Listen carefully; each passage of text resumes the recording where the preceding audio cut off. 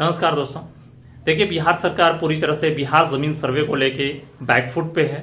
और बैकफुट पे रहने का बहुत बड़ा कारण है इसलिए कि जब आप कागजात उपलब्ध नहीं कराएंगे तो फिर आप बोलते हैं कि कागजात सबमिट कीजिए। तो जब आपके पास खुद कागजात नहीं है तो किसान अगर कहीं से कागजात उपलब्ध ही कराए तो अगर उसके पास जो पेपर छूट रहे हों वो कहाँ से लेके आएगा? वो आपके पास जाएगा, आपसे कागजात खोजेगा। लेकिन बिहार सरकार की ये कमी है कि उनके पास कागजात बहुत सारे अभी भी उपलब्ध नहीं है। इसलिए बिहार सरकार ने एक और बड़ा फैसला लिया और इसके में साफ साफ कहा गया है कि जमीन का सर्वे तब तक चलता रहेगा जब तक आप पूरी तरह से कागजात उपलब्ध नहीं करा देते हैं। तो जमीन का सर्वे चलता रहेगा, डेट पर डेट बढ़ते रहेंगे। फिर दोबारा डेट बढ़ाया गया है। मैंने बताया था कि जैसे ही कैबिनेट की मीटिंग खत्म होगी वैसे ही हम आपके पास आएंगे और आपको हम एक सूचना देंगे। तो ये एक बहुत ही कि आज पूरी तरह से दिलीप जायसवाल ने जो अपना बयान दिया है तो इससे अब साफ उन्होंने कहा है कि ये जमीन सर्वे तब तक चलता रहेगा जब तक आपके पास पूरी तरह से पेपर उपलब्ध नहीं होते हैं। एक और जो सबसे बड़ा विवाद था कि जमीन अगर मान लीजिए कि किसी की जमीन है और उसके पर किसी के पास पेपर नहीं है, कोई सबूत नहीं है, तो वैसी जमीन का क्या होगा? तो वैसे में बताया गया है, दिलीप जायसवाल ने जो अपना बयान दिया उन्होंने कहा कि 50 साल या 100 साल यानी 100 से 50 के बीच में अगर कोई इंसान वहां पे मौजूद है रेगुलर और बिना कोई विवाद के, वहां पे कोई किसी तरह का उस जमीन पर कोई विवाद नहीं है, जहां पे मकान घर बने हुए हैं, तो भी उस आदमी को दे दिया जाएगा जो लगातार 50 साल से वहां पे रह रहे हैं। तो ये एक बहुत बड़ा बयान था। तो मैंने आपको बताया था कि जैसे ही ये कैबिनेट की मीटिंग होगी और जैसे ही कुछ यहाँ पे निकलकर सामने आएगा वैसे ही हम आपको बताएंगे। तो देखिए, अब जो है आपको टेंशन नहीं लेना है। बहुत सारे लोगों का बयान ये भी आया है कि मार्च तक डेट बढ़ेगा। बिल्कुल, डेट और ज्यादा बढ़ेगा। और डेट बढ़ने का कारण है, देखिए अभी इलेक्शन होने वाला है 2025 में और इलेक्शन की वजह कर बिहार सरकार बैकफुट पे भी दिख रही है। अब बिहार सरकार का ये कहना है कि ये सर्वे का काम तब तक चलता रहेगा जब तक पूरी तरह से पेपर आपके पास कंप्लीट नहीं होता है। तो आप समझ लें कि लगभग 2025 पूरा का पूरा आपके पेपर जमा होने में चला जाएगा। तो ये पूरी उम्मीद है। लेकिन फिर भी आपको जैसे ही मौका मिलता है आप अपने पेपर को सबमिट कर सकते हैं, सबमिट कर लें। तो देखिए, बिहार सरकार का ये पूरी तरह से जो है एक कदम है और ये एक अच्छा कदम है इसलिए कि बहुत सारे विवाद ऐसे थे जिनको बिहार सरकार ने खत्म करने की कोशिश की। और लेकिन अभी भी कमी ये है कि आप पेपर अभी भी बहुत सारे उपलब्ध नहीं हैं। तो बिहार सरकार किस तरह से पेपर उपलब्ध कराएगी ये देखने वाली बात है। लेकिन बिहार सरकार दावा कर रही है कि हम पेपर जरूर उपलब्ध कराएंगे। अगर पेपर उपलब्ध नहीं कराते हैं तो तब तक सर्वे आप जारी रहेगा जब तक पेपर पूरी तरह से उपलब्ध नहीं होता है। तो चलिए हम देखते हैं कि पूरी खबर जो है दिलीप जायसवाल की तरफ से क्या आई। देखो कि बिहार लैंड सर्वे 2024 बिहार में भूमि सर्वे के दौरान वैसे लोगों को राहत दी गई है जिनका 50 साल या उससे अधिक समय से ज़मीन पर बिना किसी विवाद के कब्जा है।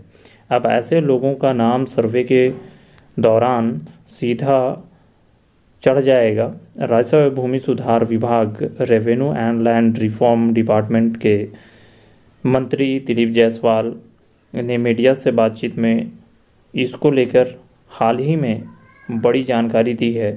उन्होंने साफ कहा है कि प्रदेश में अफरा तफरी नहीं, आराम से सर्वे का काम हो रहा है। दिलीप जायसवाल खुद से कहते हैं कि यहाँ अफरा तफरी का माहौल नहीं होगा, जबकि इसके आराम से सर्वे का काम किया जाएगा।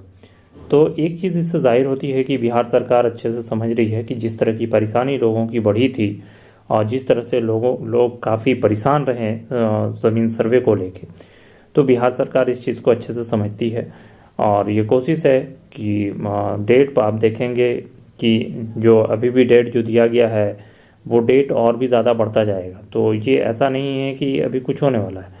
तो 2025 पूरा आप समझ लें कि डेट बढ़ता जाएगा। इस तरह से काम स्लो चलता जाएगा। दिलीप जायसवाल ने कहा, ऐसे लोग जो 100 वर्षों से या 50 अधिक समय से किसी ज़मीन स्वामित्व लेकर अपना घर बनाकर रह रहे हैं और उनके कागजात किसी कारण से ख़राब हो गए हैं, जैसे कोई बाढ़ प्रभावित क्षेत्र है, कोई दीमक कागज़ को खा गया है, आग लगी में कागज़ जल गया हो, इस तरह की परिस्थिति में वो कागजात के लिए भटक रहे हैं।